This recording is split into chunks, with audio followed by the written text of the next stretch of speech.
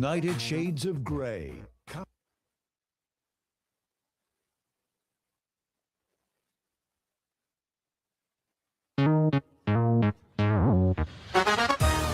Welcome to United Shades of Gray, Conversations of Race in America on WSGW.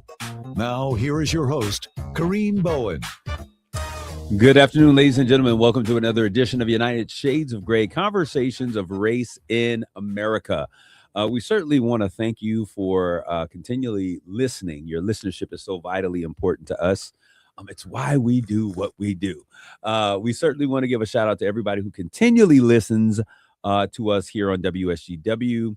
It's interesting. I have conversations with people that I run into, and they're like, "Hey, I heard you on the radio, and your show talked about this." And then I run into other people like, "Listen, I don't like the fact that they could have that conversation without any response." And so, this is one of those programs that we have very honest, heartfelt dialogue. And we want to portray ideas and thoughts that may not necessarily be consistent across the board. So everyone has an opinion, and this is just an opinion.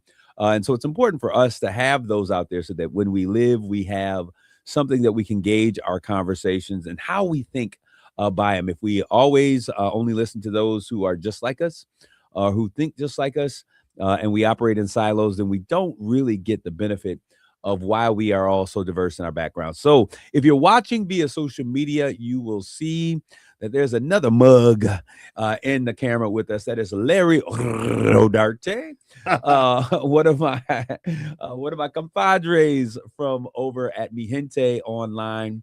And so he's with us today. Larry, give a shout out to our USG audience. Hello. Thank you, Kareem, for having me today. And so he just gave, it's funny because normally Jonathan, who is my producer, usually comes in and he says, hello. And you just stole his intro. So I don't know. I don't even know what to expect. We're going crazy in the studio on today, but Jonathan, what's going on? Well, Mark's not here, so I'll take his hey now. Hey now. You're an all-star. Get your game on. Go. It's when you're sitting in this chair that we respond to you that way because we're looking directly at you. Okay. All right. I feel that. So we have Larry here today. I visited his show a few weeks ago, and I think I really enjoyed my time with you. And it's kind of we cross-pollinate our shows. I know that you were recently on Art Lewis not too long ago. Mm-hmm. I did art just a little bit ago. And so we try to make sure that our listeners are able to kind of just get a sense for the other things and the other programming that's taking place. Larry, why don't you share a little bit with our USD audience who's out there, what your purpose and what your goal or your aim is for Mi Gente, and also share with us, when can they listen to it? Well, it's on every Tuesday evening at 7 p.m. That's when we actually record the show. And sometimes if we can't made our schedules together, my producer and I, then we will actually record on Fridays. But as long as we've got a show that's available for Saturday and Sunday, when the show actually airs 8 p.m. on Sundays and 5 a.m. on Saturdays, then we're good. But, the whole idea is to promote Latino culture, to promote Latino contributions and concerns. And so that's what we have done in the last 5 years when management here at Alpha Media, now Conocer, called me in a meeting, and you were a part of that whole thing and the development of Mi Gente on Air. So I want to thank you for that. And I can't believe it's been 5 years already. But that's what we do. We're like, just like you, you're my counterpart, in United Shades of Gray. I listen to it. I sometimes tap in there, and I pretty much agree most of the time. If not, I'll make a comment. And I think that these shows are really important for our community so that there is that other voice. Because if you're listening to WSGW, the programming is definitely... What kind of programming are we normally listening to? Yeah, we're typically listening to right-wing programming, Sean Hannity and all, which I do listen to at times because you have to kind of know what everybody's feeling. Yeah. And, it's really important, I think, that we have this voice in our community. And as I've always said, I really didn't want to do this.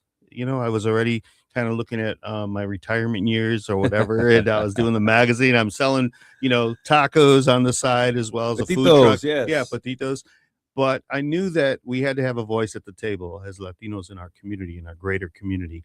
And so my father had just passed away. I wasn't feeling it, but I said, you know what? I better go and do this, because there many, many years ago, before Jonathan was even born, I went to Specs Howard Broadcasting School in Detroit. Really? Yeah, after I Okay. graduated with a bachelor's degree at Michigan State University in communications. Go And, Green. yeah, go green. And so I thought, well, I worked in broadcasting many, many years ago. I was a AAA traffic reporter throughout the state of Michigan, believe it or not. And my first job outside of Specs Howard, which Specs Howard just recently passed away, the founder of that media program. It was a great school. We learned how to do, by cutting tape and everything the old school way. Yeah. And so, like, I think it really prepared me to be able to have confidence and have a voice. And so when they asked me here to have my own program, I actually wanted to get away from the idea of it being called Mi Gente in any Yeah. way, shape, or form. Because, Why is that? well, because after I had been publishing 25 years, and sometimes I just felt that I wanted, you want to start new, you want to reinvent yourself a lot of times. So Larry, so some of those that are listening may not understand what you mean when you've been publishing and why you were hesitant of using the name. Yeah. So this kind of cleared up. Yeah, well, in 1995, I came into the community from Detroit. Actually, I had recently gotten married. My wife had 4 sisters, and so it was very difficult to live in the Detroit market area because we were coming home every weekend. Yeah, she wanted to be with her sisters or what have you, and so we were coming back and forth, and all of a sudden Selena the singer died, the Tejano singer. Selena Quintanilla Perez. And so it was devastating. I mean, people don't realize what a big impact that was for Latinos, because she was Tex-Mex. She was a Mexican-American citizen like us. And but she was rising and crossing over. Larry, let me ask this question, though, because I think that you said it correctly. People don't understand really what she represented to La Cultura. Yeah. So why don't you explain why her, of all of the different individuals, folks who I consider iconic, what was it about Selena's? Well, Selena, she really had it all. She had the look, she had the talent, she had the charisma, her native language was English. She didn't speak Spanish when she started out. She learned Spanish eventually, but she was singing in Spanish. Yeah. She did it all. Selena really did it all. And when she passed, unfortunately, she was at the top of her game, ready to cross over into the English market. And thank God we have the few songs that she did record her last album in. Yeah. I Could Fall in Love. And there's a few of them that really hit big. Thank God we have that, because it gave us an indication of what was to come. Yeah. Even though she was, shot down in cold blood by the president of her fan club, and one of the things that I was really affected by, because I was in mourning. I was really in mourning. I mean, it was like the big celebrity death that really hit me. This is Whitney Houston, Michael Jackson. This is like epic. Yeah. Someone said to me that had Selena had an opportunity to continue, there would have been no need for Jennifer Lopez. It's true, because Jennifer Lopez's career kind of came off of Yeah. Selena the movie, although Jennifer was doing her own thing. Yeah. The show that she was dancing on. In Living Color. Yeah, in Living Color. So she was, I think she was on her way. She's beautiful, and I think she would have also had a career, maybe not to the extent that she has today. Yeah. But Selena, when she passed, it was devastating to our whole community. You knew it was just like John F. Kennedy. You knew exactly, not that I was alive when John F. Kennedy died, but everybody talked about how they knew where they were when he died. Where we were. And that's how in the Latino community, you knew where you were when you heard the news. It was devastating. And so, like, one of the things I remember was shock jock Howard Stern, who, in those days, he wasn't the Howard Stern that he is today. Yeah. He was more vulgar. And he talked about Mexican Americans worshiping velvet Jesuses, and that they had gunshots in the background, making fun of Selena's passing. Wow. And so that affected me, and I said, you know what? I said it to my fiance at the time. I said, I should just start my own publication and, get the word out there, because I was working in Detroit for a president of a company who one of my main jobs was doing a company newsletter right. for one of the big 3 companies. And so there I go. And I started Mi Gente, and it went like hotcakes because we put Selena on the cover. I don't know how I had the inclination to contact L'Oreal for that beautiful picture that I put on the cover when she was one of the models for their hair products and stuff. But it just took off like crazy. So did you get so that you could have the rights to publish, right? Yes, Okay. because I wanted to make sure I wasn't going to get sued or anything. And you in those days, it was a whole different ball game than it is today, because everybody uses everybody's stuff today, even though you're not supposed to. But in those days, you could actually get sued. So I made sure I covered my T's, or crossed my T's and dot my I's, and we took off. And it was amazing how everybody responded to it in this community. Do you think, and we're talking about the voices of the culture in essence, she represented something, I think, because she wasn't trying to be, gringo. She wasn't trying to be white. She was really embracing the fullness of her culture, right? Yeah. And bringing her whole self. Do you think that has there been anyone that's been able to kind of walk in that path? Not to that extent that she was. We had Gloria Stefan. We I go love back. Gloria Stefan. Yeah, and I love her too. We go as far back as Ricky Ricardo on the Lucy show. A Cuban American who came. Well, he was Cuban. He came over. But he was really the one that broke the barrier. And then we had Richie Valens, I should say, and then Gloria Stefan. But with Selena, because the population here in America that are Latinos are predominantly Mexican Americans or from Mexico, this was one of our own. This was somebody who we had never had before. We had Mexican regional singers that were big and had taken off as well, but only in that genre. This is one that she was big in the Tejano genre, That's which what I was was gonna say, Mexican Americans. Tejanos, that's what my roots are. My father came from Texas, from Uvalde. And so we really, even my dad, I remember, he connected with Selena. So you had generations of people, not just the young people. There was a whole generation of Mexican Americans that connected with her. All right. So I want you to clarify, to give some greater clarity to a couple of things you presented. One of those is, so when we think about Black music, quote unquote Black music, we think R&B, rhythm and blues. We think hip hop, we think rap. Folks understand that because that music has been so pervasive in the landscape of music. We know when we hear the good old classics, the R&Bs, we have now come into a full awareness of what hip hop is, and that it's culture driven, and that rap was that initial expression, raw initial expression. Explain the differences you gave, Tejano music versus other forms of Latino music, that people may not understand those subtle differences, like the big band music. What's the difference? What are the leading forces or the leading sounds? The Tejano music, I think, at its core is the accordion, and that's coming from the German polka, the polkas that they used to, and it's really something how the accordion has crossed waters. Because when I was in the country of Serbia in 2018. And when I went to a trumpet festival that the family that I was staying with, they took me to, and the first song I heard was Las Mañanitas playing by the trumpet in Serbia. Yeah. And I'm like, how does Las Mañanitas is the birthday song for Mexican in the Mexican culture, and here it is being played in Serbia. That's and wild. So I did some research and found out that there were immigrants that actually went from Mexico to Serbia way back in the early 1900s, and that's the influence that they left. And it's just like in the Polish and the Germans, they taught somehow and had crossed over into Mexico and taught them the accordions. And that's what's really the difference when it comes to, say, like Mexican regional music, where it's the guitar. And we have incorporated in guitar with Tejano music as well, but it's the keyboard, the accordion, and the guitar that makes the Tejano genre music. Now there's conjunto, which they call, and that's with the guitar, like in Mexican regional. All right. So the other thing, and you said this, Black folks are confused. Like, okay, Hispanic, and I think everyone is outside of the culture. We hear Latino, we hear Chicano, we hear Mexican, we hear Hispanic. Yeah. Explain to us these delineations between these terms that the community uses to express their ethnicity. Yeah.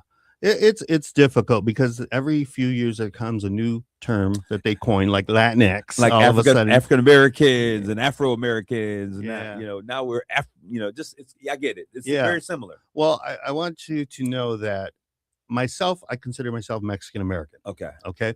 When I was a young boy, I used to go around the house saying, my father's name was Valeriano. Okay. And I would go around the house and say, Valeriano es Chicano, just to kind of rhyme or Right. whatever. And my mom stopped me. She said, no, your dad's not Chicano. And I said, well, what's a Chicano? And a Chicano was somebody who was protesting, assimilation into America. They were the Mexican Americans that stood up for the rights of the people. So kind of like the protesters today, but way back in the 60s. And there was the Chicano uprise in the 60s. Wow. Even at Michigan State University, Yeah, your yeah. alma mater, Rosa Morales, all that group of people, Yes. Daniel Sosa, the former Yes. councilman, they all protested during that time period for better conditions for Mexican Americans that were attending the school, believe it or not. Now, when I went in the 80s, I was one of 48 Latinos at that university out of 48,000. 48. Yeah, one of 48. Wow. Yeah. So you see where we've come a long way, right? And the thing is that Hispanic was a term that we all kind of assimilated to and got used to and utilized. Yeah. But come to find out, it was coined by the Census Bureau. I remember the lady, I did a story on this, and she's the one that coined it and made it popular so that people that were filling out the census forms, they had something other than white to fill out. Really? Us Mexican Okay. Americans, Right. yeah. Wow. Or anybody who was of Latino descent. Now, I don't mind the term Latino, even though some get upset with that as well. But to me, that's everybody who is of Latin descent in these Latin American countries. So what is the issue with Latino? Is it because it does not include? It's not inclusive of Spain, Spain, okay. which is our mother language, Yes. motherland, where the Spaniards came over, and they were the ones, along with Christopher Columbus, that mixed with the indigenous Indians that made the mestizo people of the Mexican race. So if we didn't have our Spaniard connection, there wouldn't be the Mexicans. They would just be the indigenous Indians of the Aztecs, the Mayans, and all the many Indian tribes, which that represents a large the largest portion of population that's here. Yeah. In the States. Yeah. And throughout Mexico, those Right. indigenous Indians have descendants that are still living, and they still celebrate their individual languages and cultures and foods and everything. Every state in Mexico has a different type of indigenous Indian, believe it or not. No. And when you go there and you can see it. Yeah. You can see one of the things, and I'm glad we're having That's this a good conversation. point, because I'm glad you're saying that, because rather than just going there and laying on a beach, Yeah. you're actually experiencing the absolutely, culture that absolutely. is so vibrant and so, it's so passionate. And that's one of the things. Wherever I go, I want to see. Yes, I'm going to do the touristy thing, but I want to see what the people are like. So I get off the beach. You got to get inland. You got to go into the areas and see the people. Now, what was interesting is when we were talking about the Afro Latinas in Mexico, like I've seen a population of folk who are darker than I am with afros who are considered, they're Mexican. Yeah. Let's talk about that a little bit, because we don't see that as a picture of what we think of when we think Mexican. Yeah. Let's talk about the diversity that exists there. There is great diversity from any Mexican or in Mexico, as well as Mexican American. There's diversity because you had, just like in Puerto Rico, the Africans that mixed with the indigenous again. Yep. And that's how you get the Puerto Rican race, believe it or not. And then the Africans also mix with the indigenous Indians of Mexico, and that's how you get the Afro-Mexican race. That's the darker race that you see in Mexico. There is, I think, a lot of racism within Mexico, similar to America, but there's a lot of classism. I was going to go there, so I'm glad you said. Let's talk about that a little bit, because here in the States, when it comes to African Americans, we refer to it as colorism. Light skin versus dark skin. There was a thing called the paper bag test back in the Renaissance days, where if you passed, you were lighter than the paper bag, you could pass. We call it passing. Mhm. You could pass for white. If you were darker then you couldn't pass, and there was, benefits to being able to pass. Do those same types of dynamics exist in the Latino culture? Oh yeah, definitely. And I've lived it. I've experienced it. In fact, I remember very young, my mom, because she came from Saginaw, born and raised in Saginaw, but what came from the era of the 1940s Saginaw High era, and she used to refer to African Americans as colored. And I said, "Well, what color are they, Mom?" Because I was already in the. It was this. This is probably a conversation in the late '80s, the '90s. And she would get upset with me for saying that, but I wanted to teach her, that that's not really acceptable. But the older generation, they just went by what they knew. Yeah. And it's unfortunate that my mom, her name was Anita, always hated her name. So she said that in school that her name was Annie and that she was from Spain. She never stepped foot in Spain. She was, but it was because of how they were treated. Absolutely, the betrayal. And especially here in Saginaw. Now I get it.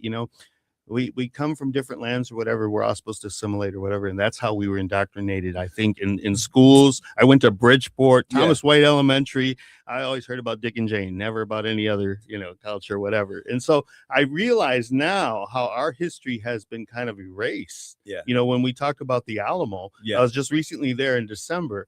Everything was Davy Crockett. Well, they didn't talk about the other side. The other side was my side, believe it or not. In terms of my ancestry. And yet it wasn't portrayed as it was good versus evil. You know what I'm saying?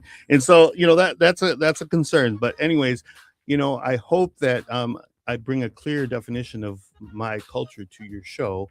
And I think that's why you asked me here, right? Yeah, no, absolutely. There is such a strong connection.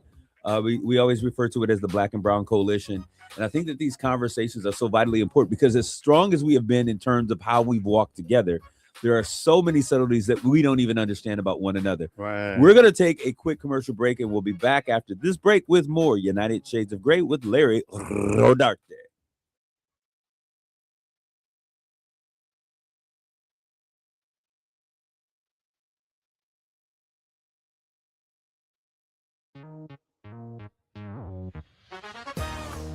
You're listening to United Shades of Gray on WSGW. This is Kareem. We're back with Larry Rodarte on United Shades of Gray, Conversations of Race in America. Larry was just saying, wow, there's so much for us to talk about when we get here. Larry, we do a lot of coalition building. We do a lot of work together. Mm-hmm. But as we sit down and we have these conversations, what I realize we don't spend enough time doing is just talking and having these opportunities to talk about, hey, what does this really mean? We Black culture is so widely represented in popular culture today, right? Mm-hmm. When we look at the music, we look at the art forms, we look at the clothing, and we now see a strong emergence of Latino culture being represented in places and spaces it's never been before. What does that representation and being able to see the first of this or the first of it, what does that mean to you? It means a lot. It means that we are being accepted. And so that's one of the things. My mom was a storyteller. She would always tell me things, and then her aunt, my aunt Della, she taught me a lot as well. And one of the things I remember them both saying is that when they went to school back in the 40s, their mother or my great grandmother would make tacos for lunch.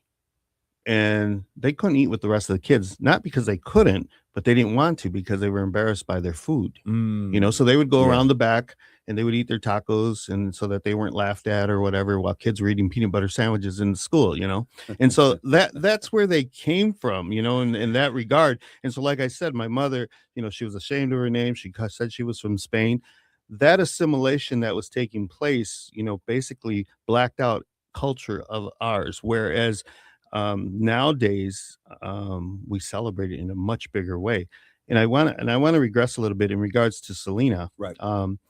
Selena, when she passed away, that's what prompted me to say, what, I should write my own publication so that we could counter those attacks, like what Howard Stern had said about her, Right. and all, and some of the negative connotations about her, because they tried to compare it to Madonna, the singer. And at that time, Madonna had an exotic kind of reputation, and that wasn't our Selena. Exotic is being nice, Larry. Yeah, that wasn't our Selena, right? And so that's one of the things that I wanted to counter as well with my publication. But you got to remember, Selena, Gloria Estefan, she knocked the door down, and Selena blasted her way through that door, right? Because then you had the emergence of Ricky Martin, Enrique Iglesias, Shakira, Marc Anthony. You had all these Latino artists, and it was really cool to be Latino in America. Do you remember that time? Yeah, I do. Now I'm making you recollect that because no, I do, because people forget about that. Absolutely. And then came Jennifer Lopez too, the emergence because of Absolutely. the starring in the movie and all. That was a great time to be Latino. Everything was, the food, the culture, everything was. And then came 2015. Donald Trump said, Mexico don't send their very best coming down that escalator. Everything changed, and now we're seeing at a time where, we're villainized because we're associated with immigrants and migrants. But I want to talk about that because you used the term assimilation a couple of times. And do you think that there is a need, or that individuals that come to this country, whether they were born here, or that there is a need for assimilation to the American identity? Well, and what is that identity? If you want a peaceful existence in America, then yes, it is. Okay. And do you see what I'm saying there? Yeah. Because you got to realize when we look back at the history of Mexican Americans in this country now, we see how, yes, we assimilated. And, in my family, we really assimilated because my dad was so successful as a builder here with Rodarty Builders. Yeah. Even the name Rodarty, that's not how we said it, but we accepted it because Right. we had to assimilate, right? And the thing is that people, it was really difficult. And that's like the $1 million question you're asking, because, if anybody comes into America, they should speak English, right? They should, assimilate into what American culture has been perceived as American culture, which Bad Bunny tried to change that at the Super Bowl. That's why he said, "Together we are America." We didn't even talk about that. I know. Go That's ahead. why I'm saying there's so much. Go ahead. It's like I'm bursting with all this information today, right, Jonathan? But the thing is, what I want to say is that we now look back, my generation, I think, who aren't fluent in Spanish, because they told our parents not to teach your kids. You're going to, it's going to hurt them in the schools. They're not going to excel, but, I look at all these European kids at such a young, early age, they know multiple languages, 3-4 languages. And, I think we really suffered as a culture because we lost our language. So when you talk, and this is so interesting to me, because in Black communities, assimilation, and it's not assimilation to the American principles or the ideals, because I think as a people, when we think of Black folks, Blackness is American. Okay, I think you can't get much more American than Blackness. Even Ebonics is Right, American. right, Yes, right. I totally understand that. And so hearing you say that there was this feeling that we needed to assimilate, and trust me, I think the pressure to assimilate goes across, racial identities.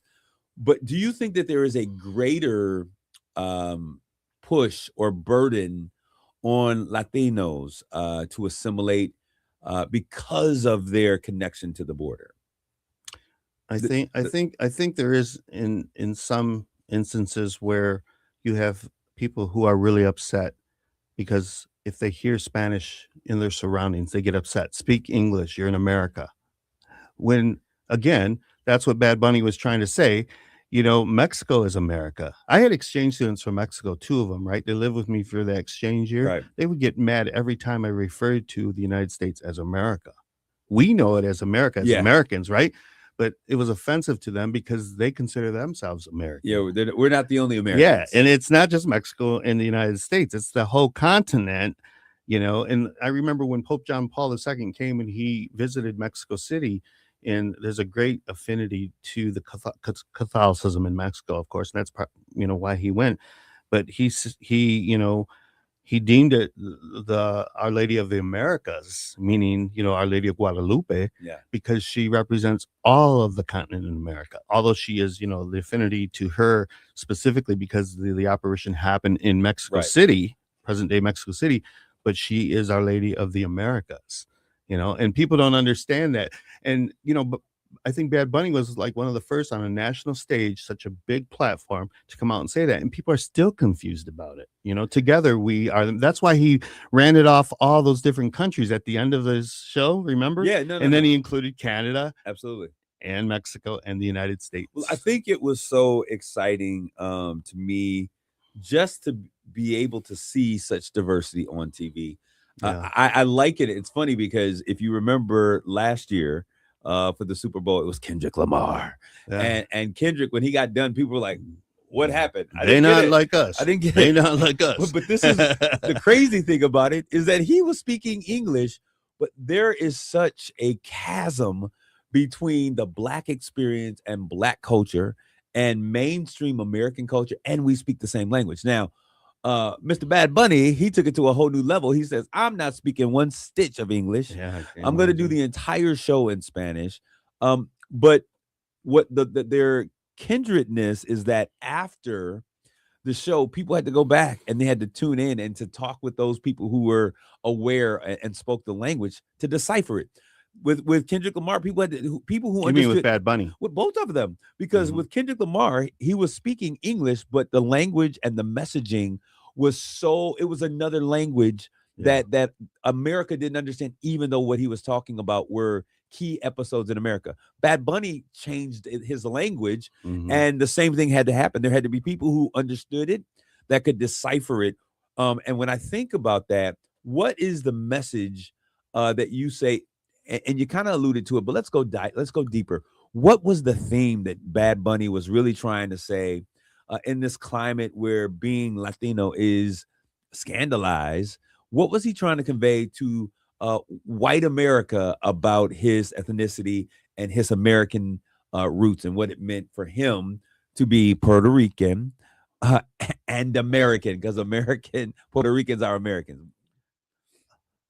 I think his bottom line, and he said it at the Grammys before, was love is greater than hate. And that, trumps, and I don't mean to use that word, but that trumps everything, because at a time when we are, being villainized and we feel the hatred towards us as a race, Bad Bunny rose above that. He rose above that. Didn't call it out for what it was, although he did call out ICE on the national stage, at the Grammys and all. But he said love is greater than hate, and that I think supersedes everything else, because we are feeling that at a time like we've never in the history of our country in America. I mean, individually we may have, and there may have been instances where Latinos or Mexican Americans felt the racism or what have you, but not on a scale of this magnitude where everybody is being affected by it. Everybody. And I don't care if you are assimilated enough where you don't even consider yourself Latino anymore, and you kind of forget about it, or if you're somebody who, like myself, promotes my culture in a big way on a community level. We feel it. We all feel it. And if you don't feel it, your kids are surely going to feel it. And I want to say this, because when we talk about assimilation for Black America, it's very hard for us to assimilate, or darker skinned Black Americans like myself. Assimilation is assimilation to a set of ideas and visions and principles. But I often struggle. I personally, as an African American who loves my history, who loves being an African American descendant of slaves, who embraces the idea of the difference that I bring to this community and that my people have brought. I struggle with a population of Latinos that really just like abandon their Latino-ness, if that's a word, their cultura, and where they come from, to embrace this idea of, I don't want to be that. I want to be associated with whiteness. Is that a problem in the culture? Well, I'm just going to talk from my own personal. Yeah. I can't speak for the whole entire community. Sure, you can. Let's do it right now. Well, speaking for all of it. The thing is, I have friends that who are of Mexican American descent, who it's funny, within the last 5 years or so, we have really seen their true colors. Let's just say that. Yeah. It's offensive. It's offensive to me, and to, feel that maybe they're better than anybody else. That's, again, that classism that you see in Mexico, even, like their Guatemala sends a lot of maids to Mexico. Yeah. Okay. And so the Mexicans, sometimes they will look down upon these indentured slaves, almost, because that's the work that they're doing, right? But that they have to make a living. They're poor countries, third world country, Guatemala and stuff. And so, it's really hard to overlook sometimes in instances where somebody who's affluent and doing very well in Mexico to not, have that good, kind heart that we should all have, and not look at classism in that way. And I think classism is similar here in America as well, because if you're affluent, you're doing well, right, you kind of forget about where you've been and where you come from. Forget the cause of the struggle, right? And so many times in this environment where I get really upset, because I come from a huge family, Kareem, huge. I mean, 1,200 descendants just alone in Saginaw. Wow. Right. Yeah.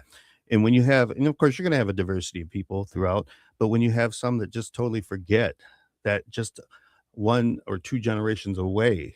I have one cousin, her mother came and crossed the border, through the river, Really? Yeah, the Rio Grande. She didn't come illegally through a border, and yet she's over there touting the whole idea that as long as they come legally, well, if your grandma didn't come over, check your track record. You wouldn't be here, lady. That's what I want to tell her, But I mean, it's those things. Is you can't forget that. You can't forget that we're all immigrants to this country.